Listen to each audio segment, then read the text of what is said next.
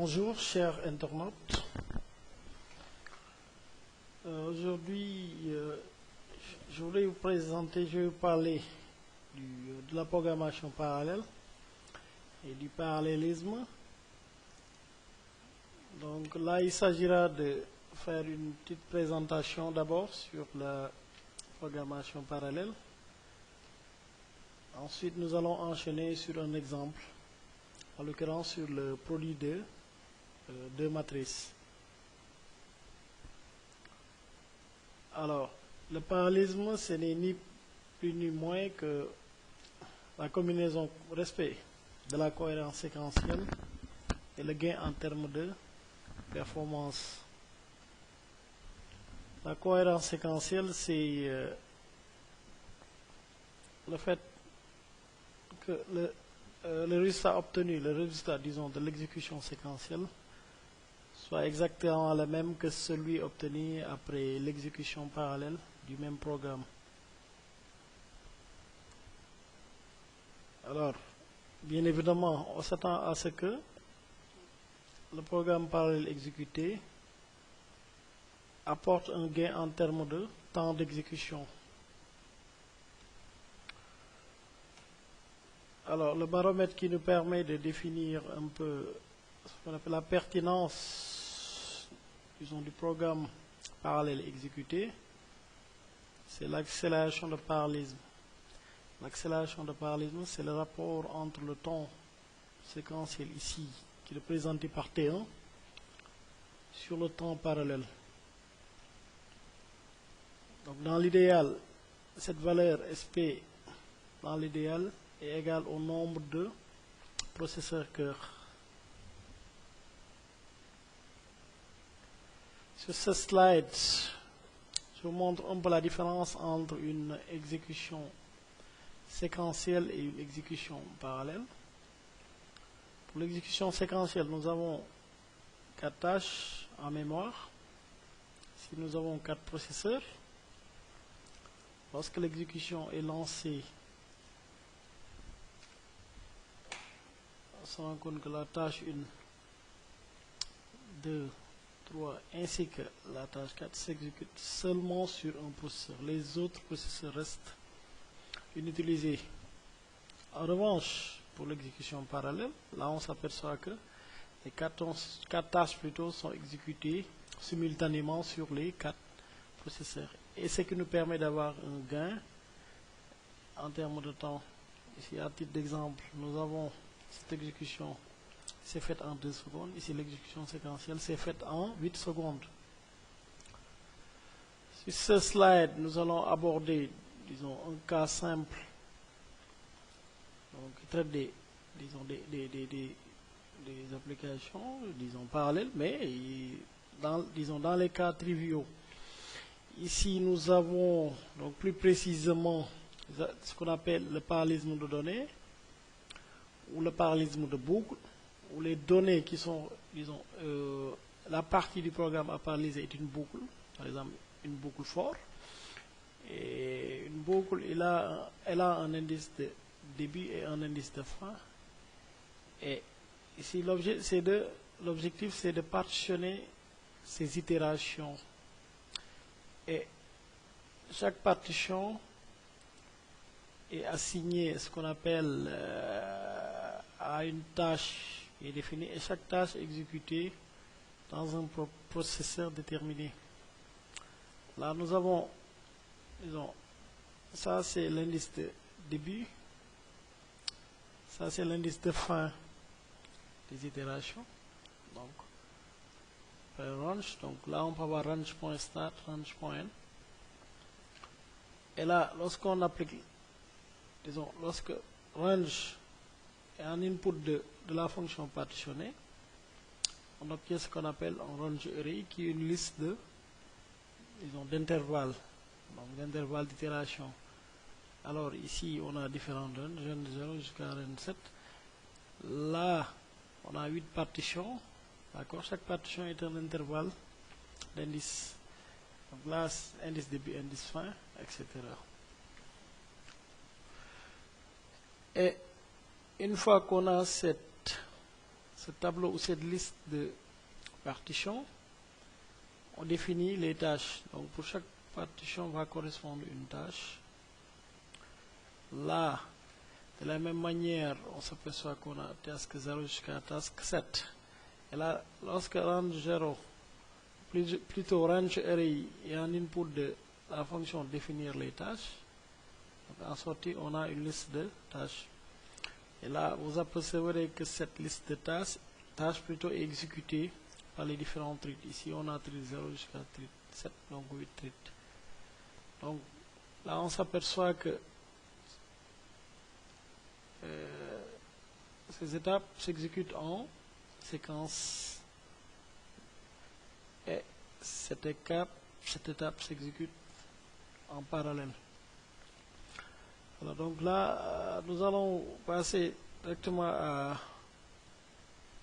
notre environnement de programmation. Alors, nous utilisons NetBeans.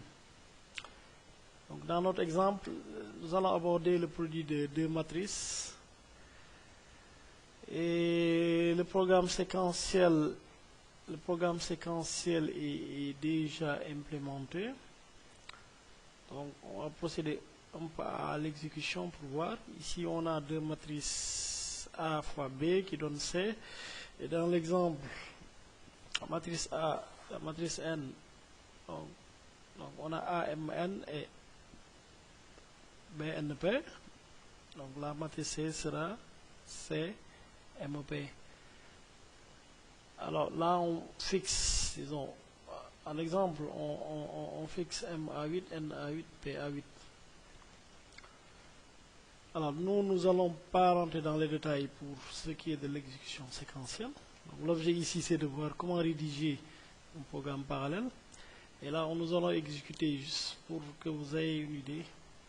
Donc là, l'exécution donne le résultat, ainsi de suite. Donc, on peut, si on veut vérifier et peut-être modifier un peu les valeurs d'initialisation de ces matrices. Donc si on initialise, on va dire ici à 2 par exemple, donc certainement si vous faites le calcul,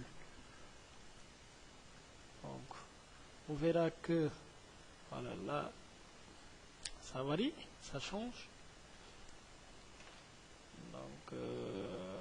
Donc sans tarder, nous allons aborder la mise en œuvre du programme parallèle de matrice.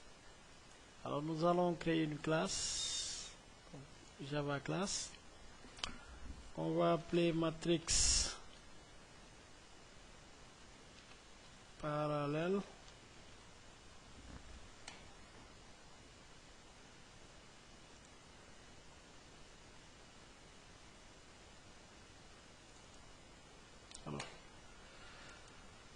Alors le procédé, c'est de copier le programme séquentiel, tout le contenu.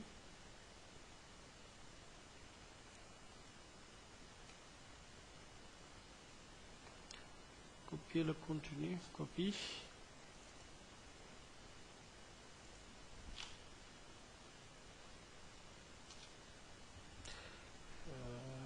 Disons, excusez-moi, au lieu de l'appeler matrix parallèle, on va l'appeler matrix product. Tout en sachant que la différence se fait au niveau du package, puisque le package s'appelle parallèle. Donc on va supprimer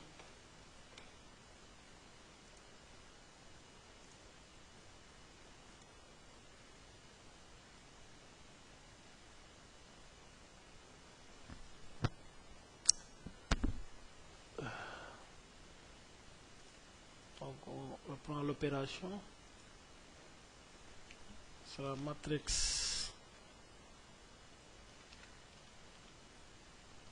product.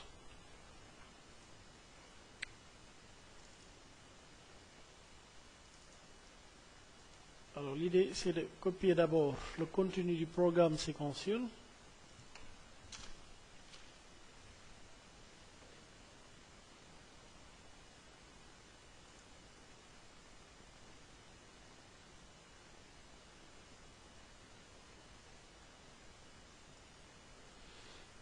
Donc je pense qu'on peut enlever ça.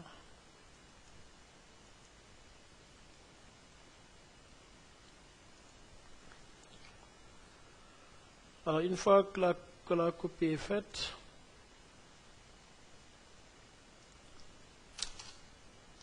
on va insérer un commentaire code parallèle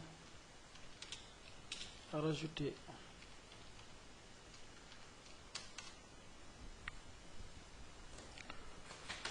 Si l'on se réfère à la présentation, donc dans le dernier slide, donc fondamentalement, nous allons définir 3 fonctions ou procédures. Donc il y a la procédure partitionnée, la procédure définir les tâches, bien illustrer les tâches, et la dernière, la procédure exécuter ces tâches. Et chacune de ces procédures va avoir donc, une ou des données en entrée et une donnée en sortie. Donc, la première procédure, c'est la première étape, c'est ici. On va définir le commentaire. Premièrement, donc partitionner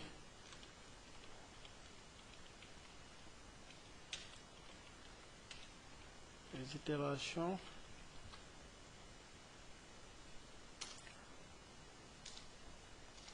Deuxièmement, définir une liste de tâches. Enfin, troisièmement, exécuter ou bien assigner chaque tâche à un processeur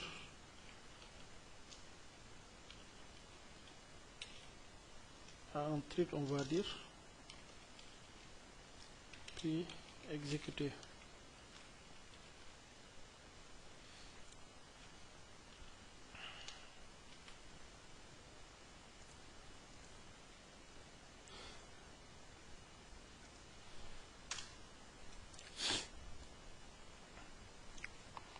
Pour la première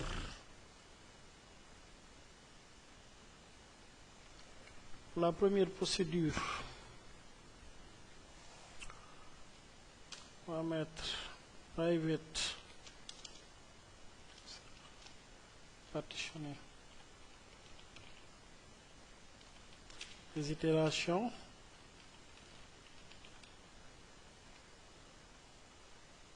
Voilà, c'est une procédure. Voilà. Itération. Et cette procédure a un paramètre, un intervalle d'itération. Donc, avec le private void partition, donc range, donc on va définir un nouveau type qu'on va appeler range.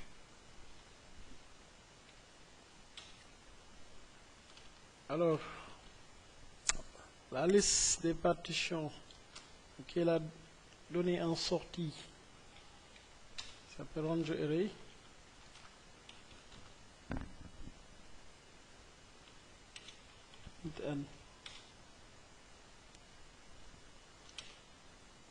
N qui est le nombre de partitions à définir.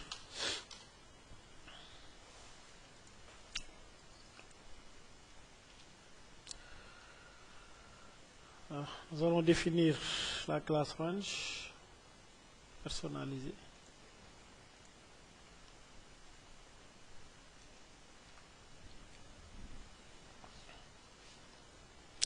Donc comprendre que la classe range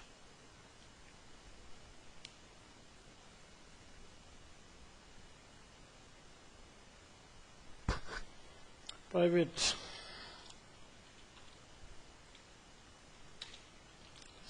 static class range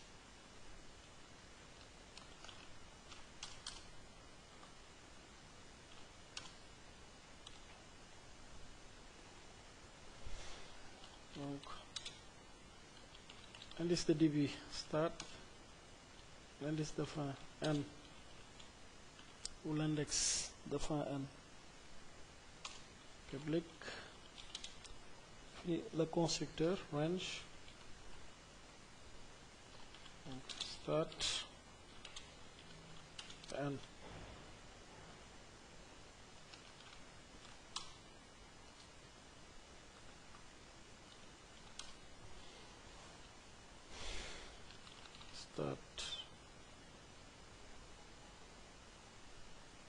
Start 0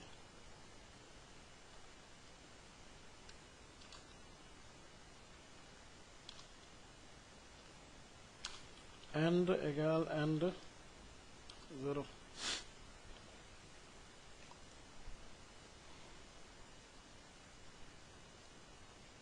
Donc là on a fini de définir notre type, notre nouveau type branch.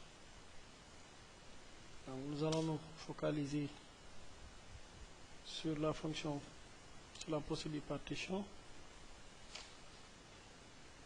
Donc là il s'agit d'une partition statique. Donc on va diviser partition en notant alors int range égale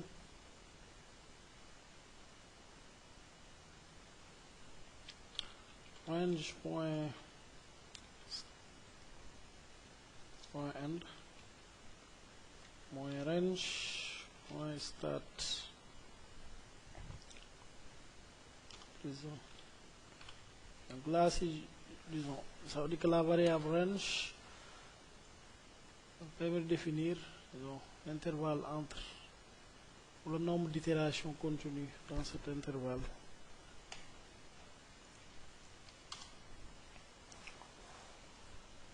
Int remainder égale range modulo n. Donc la division du nombre d'itérations par nombre de partitions à obtenir. Donc le remainder c'est le restant de cette division.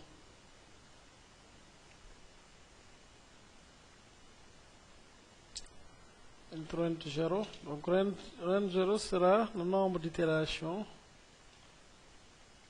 divisible par n.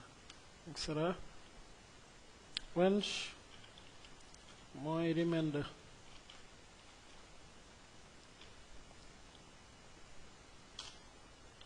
variable step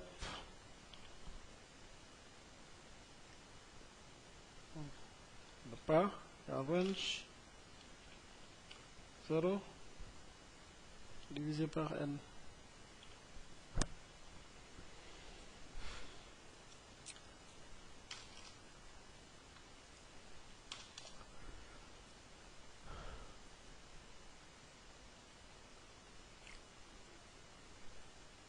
For int j égale 0 i égale range point start i inférieur à range point start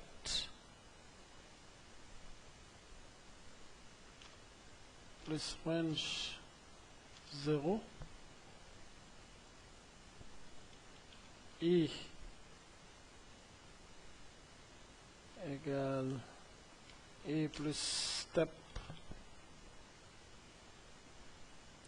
j plus plus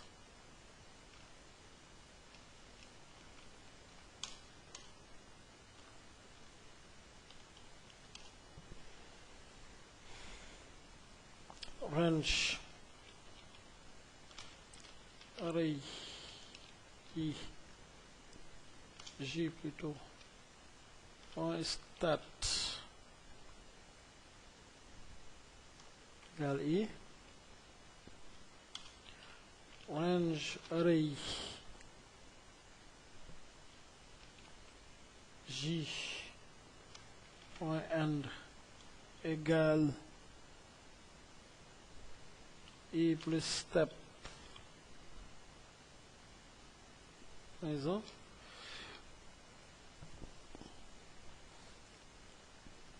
Alors, disons, pour cette boucle, on utilise deux variables JI.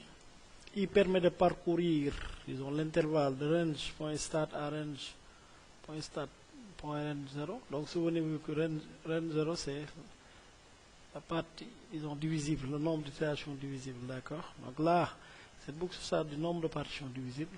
Et on va voir parmi ces nombres, pour ces partitions divisibles, donc on aura exactement pour chaque partition le même nombre d'itérations. D'accord? Et là, nous avons utilisé deux variables, donc I et J. Donc J, donc quand on parcourt J, c'est un peu parcours, disons, définir le nombre de, comment je vais l'appeler, le nombre de partitions. D'accord? Et I permet de définir les différentes rangées. Alors, et là, ça nous permet ici d'obtenir les différentes ranges, les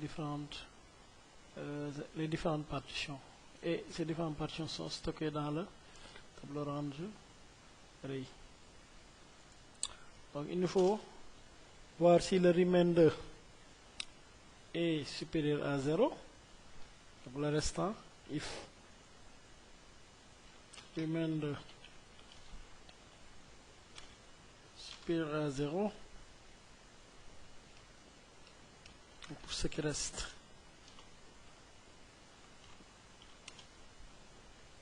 On va mettre range array n-1 point end, le dernier, égal range point start plus range 0 plus remainder maison. Alors là, on a fini de définir la fonction partition qui, je le rappelle, reçoit un paramètre en intervalle d'itération et permet d'avoir en sortie une liste d'itérations, donc une liste de partitions d'itération. Et n, c'est le nombre de partitions à définir. Donc, en deuxième lieu, nous allons définir liste des tâches.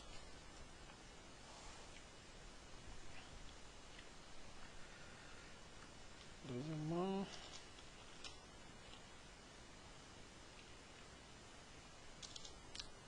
procédure, définir liste des tâches.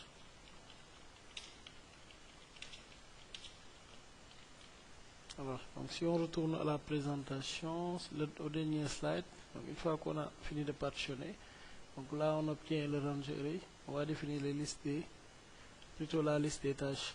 Et le range array sera une donnée en entrée. Et en output, on aura une liste des tâches.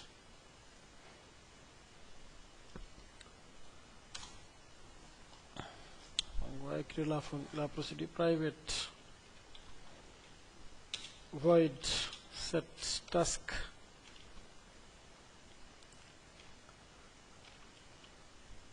range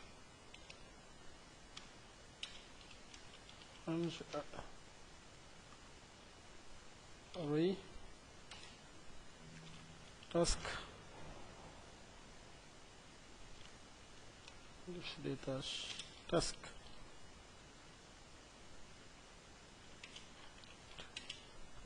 nim. Donc nim sera un peu le nombre de ce nombre de tâches sera égal au nombre de partitions.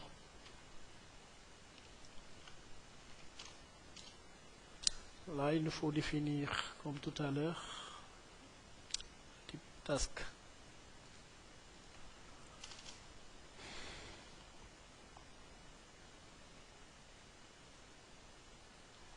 Private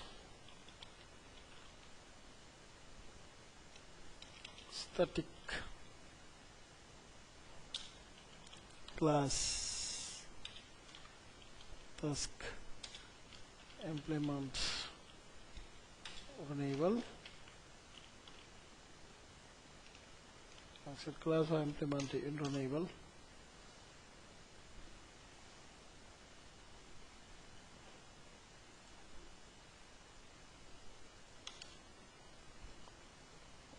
Alors, on va mettre range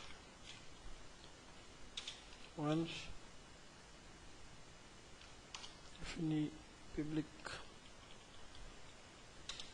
task range 0.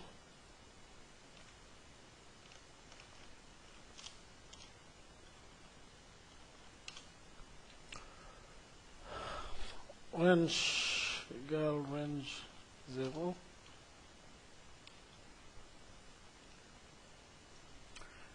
Puisque cette classe implémente une runnable, il faut réécrire la fonction run. Donc public void run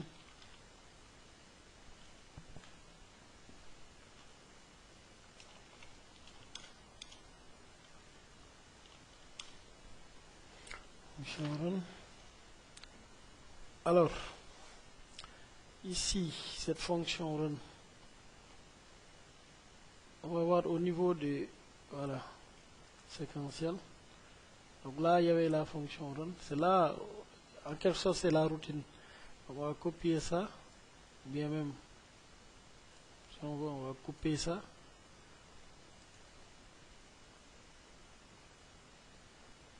On va le coller ici. D'accord.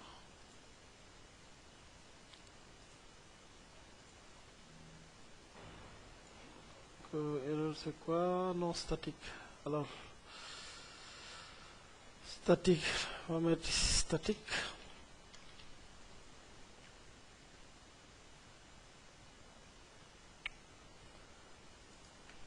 Donc ici, en revanche, il faut changer l'index de début. Change aussi l'index de fin. Pourquoi? Parce que dans le programme séquentiel, si l'index de début c'est, disons, on a une seule partition, d'accord? Donc l'index de début c'est 0, l'index de fin c'est M. Par contre ici, on a plusieurs partitions, d'accord? Donc dans cette procédure, dans cette routine, on va juste lui donner la partition, donc l'index de début d'une partition et l'index fin d'une partition. Donc l'index de début d'une partition sera incarné par range.start.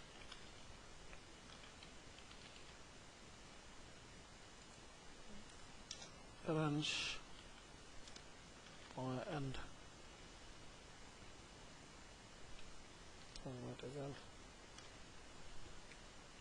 Alors, donc pour vérifier ça, on va retourner dans notre dernier slide. Là, donc, lorsqu'on exécute le programme en séquentiel, on a juste besoin en entrée de l'index de début, l'index de fin, d'accord, de cet intervalle de partition. Maintenant, une fois qu'on a fini de partitionner, donc pour exécuter ces intervalles, donc il faut donner juste l'index de début de cet intervalle, et l'index sera incarné par range.start, range.end.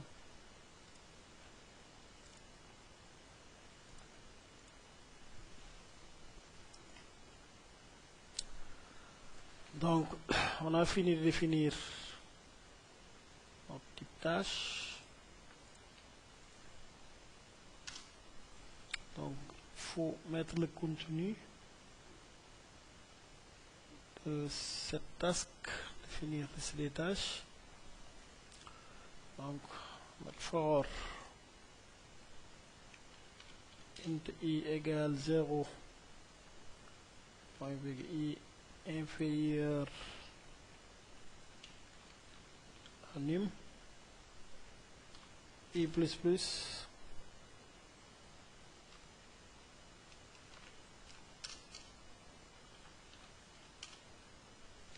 i plus plus. Donc là on définit la liste des tâches task I. Donc chaque tâche sera égale à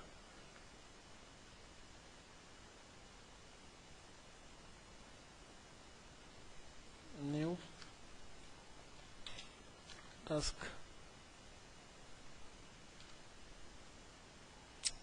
New task range array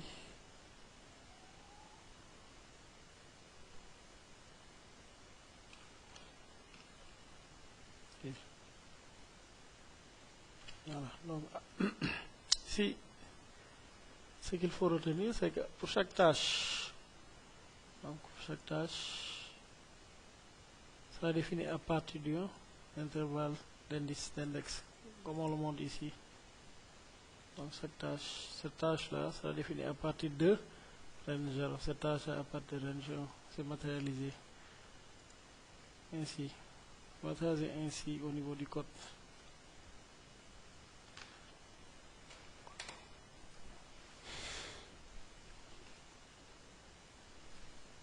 Donc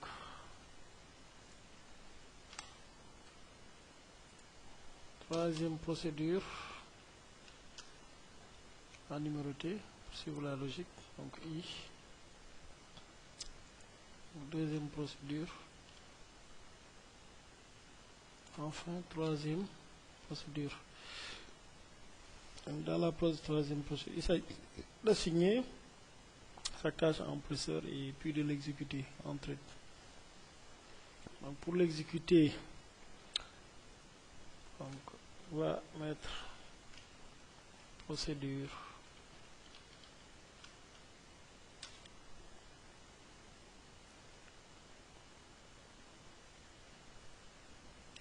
exécuter. Donc répartir les tâches puis exécuter simultanément. Donc ici pour exécuter on va utiliser les threads et on va utiliser aussi ce qu'on appelle la méthode forkjoin. Donc la méthode forkjoin, c'est que le thread principal lance les différents threads et attend que ces derniers terminent leur exécution. Donc le thread principal c'est le thread man, donc, ou le thread qui correspond à la procédure void man principal. Donc il va lancer, donc ça correspond au fork, les autres threads et attend qu'il termine pour continuer son exécution.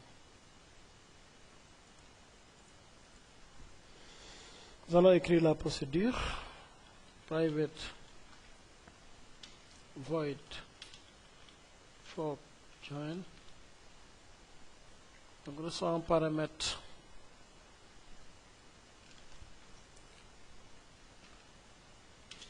task tâche,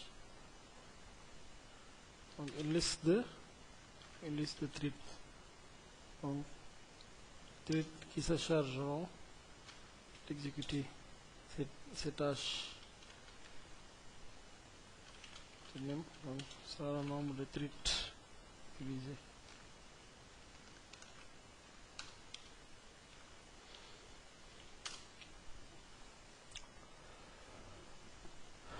For int i égale 0 point avec i inférieur à num i plus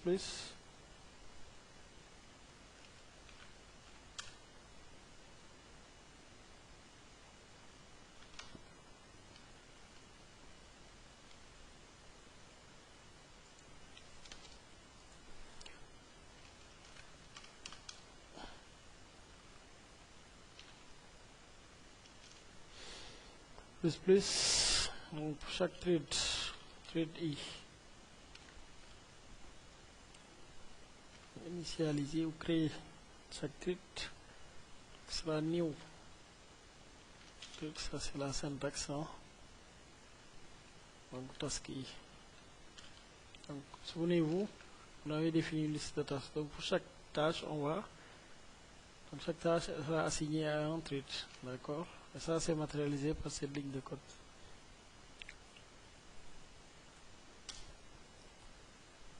on lance le treat.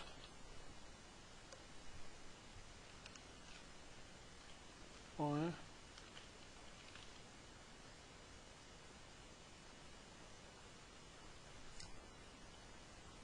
Point start.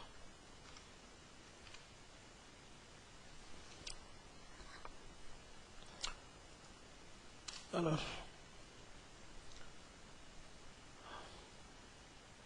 c'est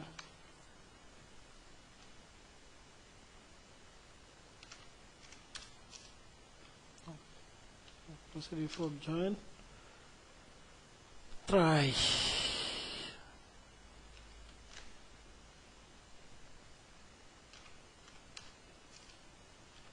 Ici, ce bloc de code va permettre donc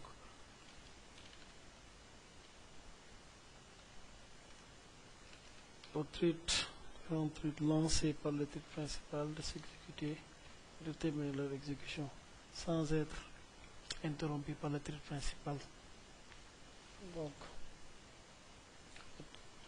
catch interrupt exception.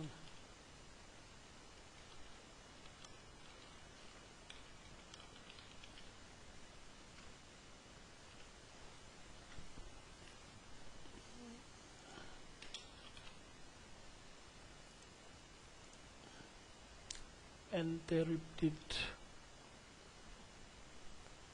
exception.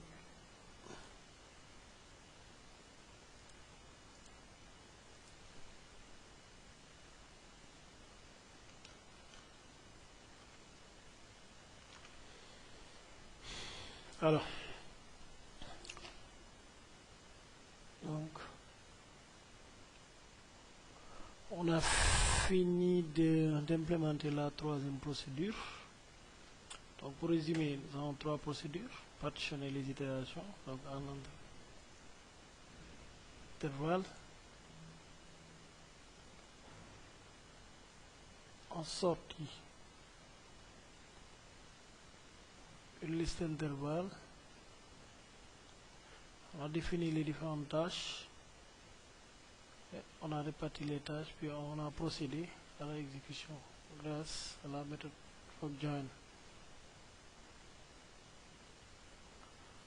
Donc, il faut revenir au niveau de la fonction main.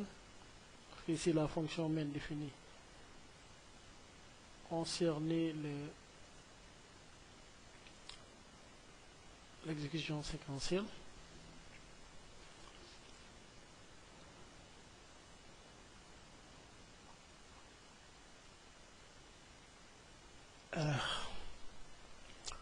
Si on va définir int name treat égale 4, par exemple, on définit le nombre de treats ou nombre de processeurs ou nombre de cœurs ciblés.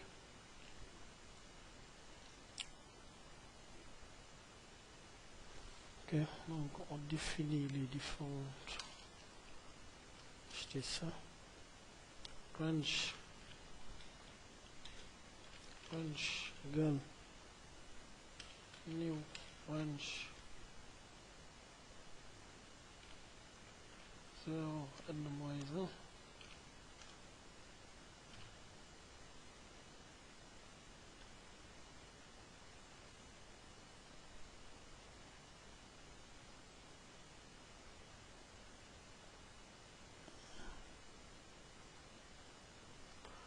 Plutôt M.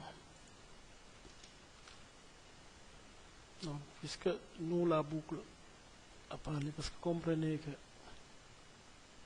si dans la routine, au niveau de la routine, donc nous avons trois boucles, donc deux boucles impliquées. Donc là, celle-là, c'est la boucle à paralléliser.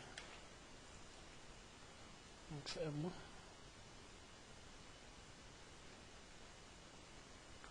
Moins 1. Range. Donc la liste des intervalles, des partitions d'index, qui s'appelle range array.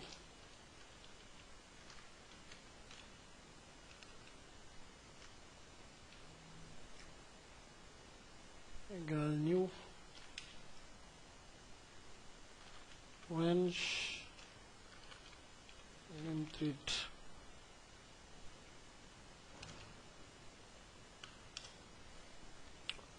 Ensuite les tâches, la liste des tâches, task.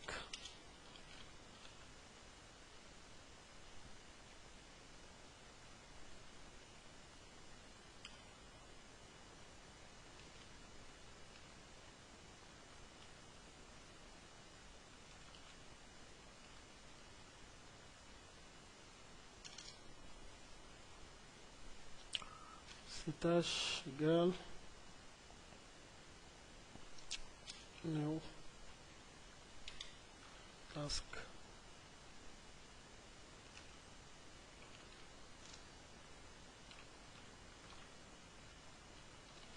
Treat. Enfin, la liste des treats qui se charge d'exécuter les tâches. Treat égale new treat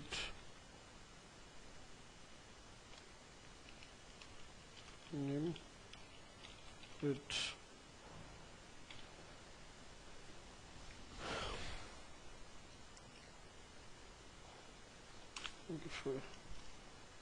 For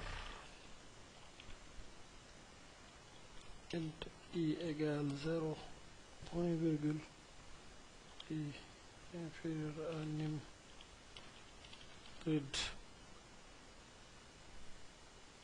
et espace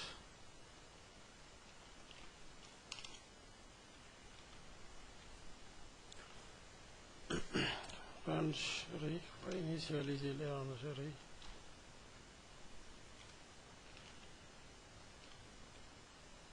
Égale new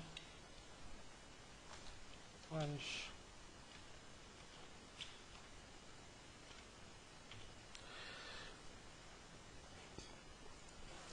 zéro.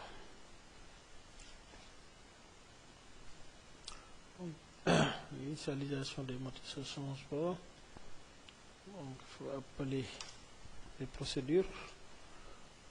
Donc on va faire matrice product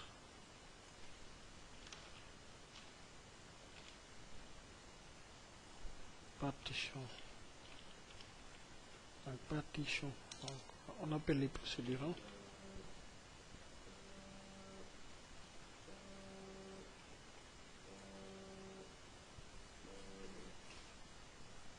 On appelle les procédures.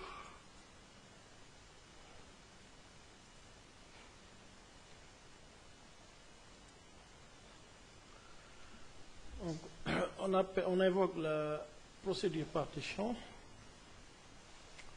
qui prend un paramètre range array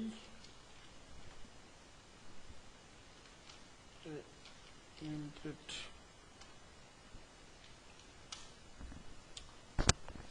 On invoque la procédure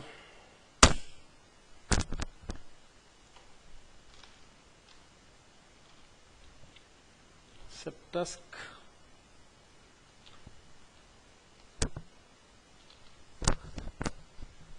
procédure task. Donc prend un paramètre range array qui donne en sortie la liste des tâches. Et toujours voilà, nombre de treats. Enfin,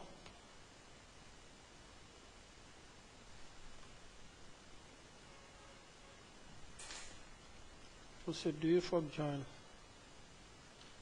Donc pour répartir et exécuter tâches en liste des tâches sur les treats qui sont exécutés et définir le nombre de treats qui devront être exécutés. Voilà, donc ici vous voyez que donc cette procédure, disons, vous voyez que cette procédure run, donc dans la partie séquentielle, est remplacée par C. Excusez-moi, c'est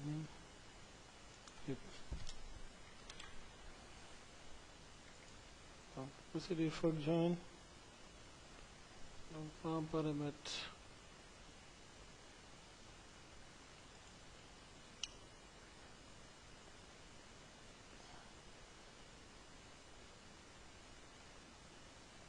bon. On va corriger ici, c'est J majuscule, fork join. Voilà. Donc là, donc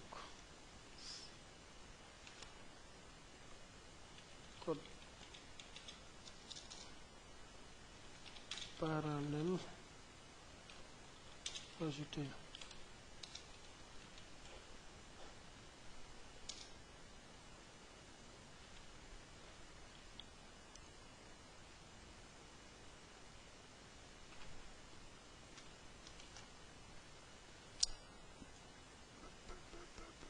Alors, donc là, c'est partitionner, définir les stages et répartir, exécuter.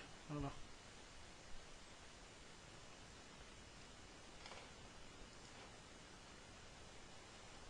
Donc là, on a fini d'implémenter le programme parallèle du produit de deux matrices. Donc, on peut tester, voir ce que ça donne l'exécution, ce que l'exécution donne.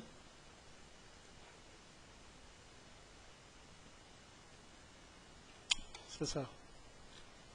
Donc, pour comparer, donc, souvenez-vous, donc, à l'entame de notre présentation, nous avons dit que le parallélisme, c'est cohérence séquentielle et gain de performance. Donc, cohérence séquentielle, c'est de vérifier si l'exécution séquentielle, avec les mêmes données, naturellement, le même programme, produit le même résultat que l'exécution parallèle. D'accord? Naturellement, avec les mêmes données. Donc, on va vérifier ça. Donc, ici, pour le produit de matrices, donc, nous avons défini M8, N8, P8, donc pour les matrices A, B, C. Donc, pour cycle initial, la matrice A, donc, tous les éléments, donc leur valeur c'est 2.0. Donc, pour la matrice B, donc toutes les cellules ont pour valeur 1.0. Donc, le résultat sera ce qui est dans matrice C. Donc, pareil, on va voir est-ce qu'on a les mêmes données ici. Donc, matrice A, B, C, donc M8, P8, N8, P8, d'accord. Et là, on voit que on a 2.0, d'accord. Pour B, toutes les cellules, c'est 1. Donc, le résultat sera ce qui est dans C. Alors, donc là, on voit que l'exécution séquentielle, ça va donner C, je pense, partout, d'accord. L'exécution parallèle, on va vérifier. D'accord, et la matrice c'est 8 lignes, 8 colonnes. Donc on va changer, on va mettre pour la matrice séquentielle, donc on va dire 4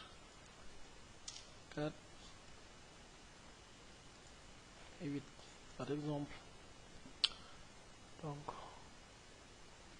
ici on va mettre 3. On va changer, si on va mettre 4 M, 4, donc ici on met 3. Donc là, aussi bien pour le code parallèle que pour le programme parallèle, que pour le programme séquencé que pour le programme parallèle, donc les données en entrée sont les mêmes. Maintenant, est-ce que les données en sortie ou bien le résultat final reste le même?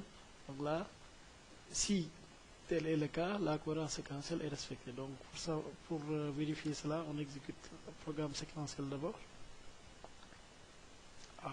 Excusez-moi, il y a une erreur. Alors, for IN, NN, MN, NP.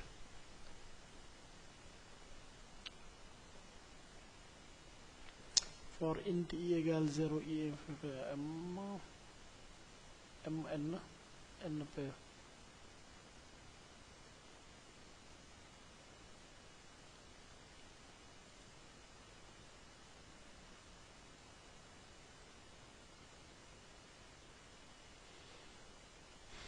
Alors, dans l'initialisation,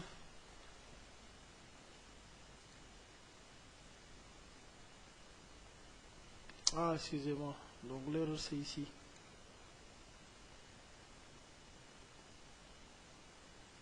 I.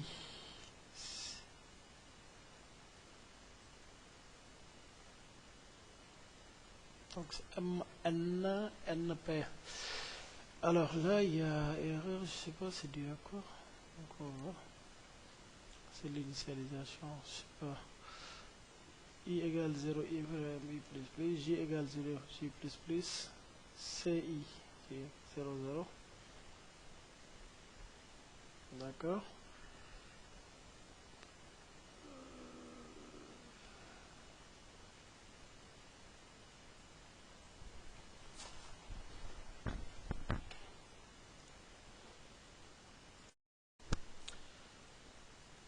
Alors, excusez-moi, l'erreur réside ici. Donc, la matrice C, c'est MP. On va le corriger ici. Ce qu'on avait copié, c'est MP. Donc, on va exécuter à nouveau pour voir. Voilà, donc là, on obtient 24 partout. Et il y a combien? 1, 2, 3, 4 lignes. 1, 2, 5, 6, 7, 8. Donc, 4, 8. D'accord? Parce qu'on a MP, c'est 4, 8. Donc ici, on va vérifier en exécutant.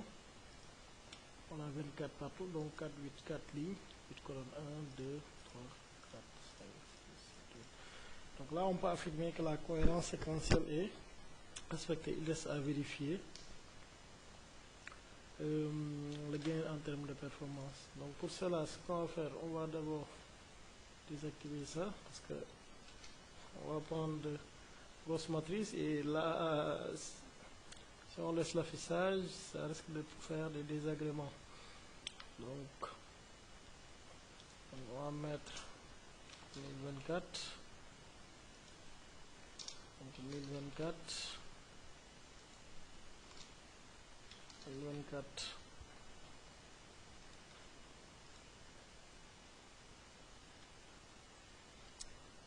Donc, on va voir le task MGR. Donc, en même temps qu'on exécute, on vérifie les performances du processeur. D'accord.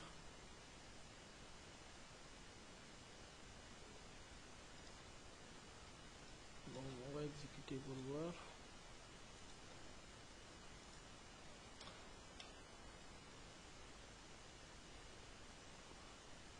L'exécution est lancée. C'est juste.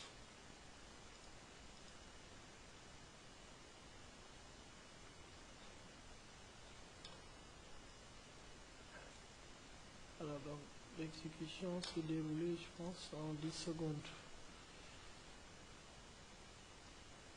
Donc, 10 secondes, on va vérifier à nouveau.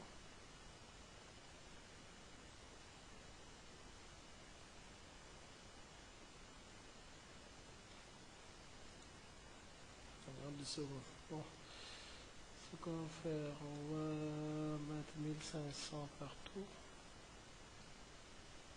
On va mettre 2048 par exemple. Ça, on va doubler le temps. Si on met 2048, exécute.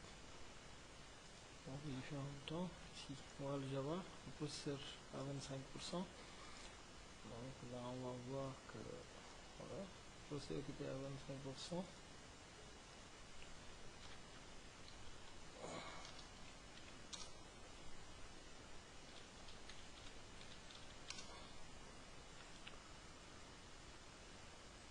Alors là, on a eu la possibilité de vivre. Là, on a vu que ça s'exécute en 23 secondes. D'accord. On va mettre 4096. On exécute. Donc séquentiel. Hein. Alors, processeur, le Java, on voit pourcentage, elle a 25%. Donc pourquoi? Bon, 25% de la capacité, parce que c'est 4%. Il n'y a qu'un quart des processeurs qui est utilisé, donc en l'occurrence, donc ça fait 25%. Et là, je pense qu'on peut on peut s'en apercevoir à ce niveau.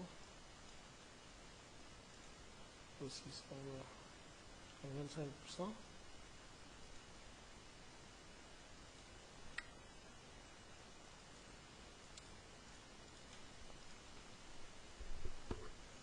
Donc l'exécution s'est déroulée en 45 secondes. Donc on va prendre les mêmes données là. Les mêmes données. On va aller au niveau du programme parallèle. On va exécuter pour voir. Donc au niveau c'est 45 secondes pour l'exécution séquencée pour ces mêmes données là. Donc pour l'exécution parallèle, on va voir. Bon, prend la précaution d'abord d'enlever l'affichage, de commenter l'affichage. Regarde cela. Voilà, il faut commenter ça. Parce que... Voilà, donc on va exécuter. En même temps, on vérifie. On va voir, Java. 79, 83%, 81, 86, ça a remonté. 86, 2, normalement, on a même tout jusqu'à ça. Voilà, en 16 secondes. Donc pour l'exécution séquentielle, on avait 45 secondes. Pour l'exécution parallèle, on a 16 secondes. On peut refaire l'exécution.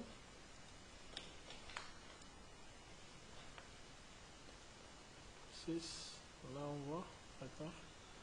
Normalement ça devait être laissé parce que le screen recorder là occupe pourcentage. Et s'il n'y avait pas certains processus, ça aurait monté jusqu'à 100%. Et là c'est 15 secondes. D'accord, donc là on passe de 45 à 15 secondes.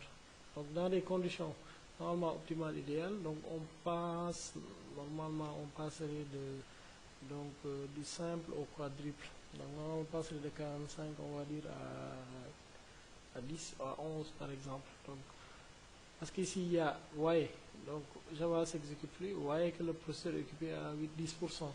D'accord.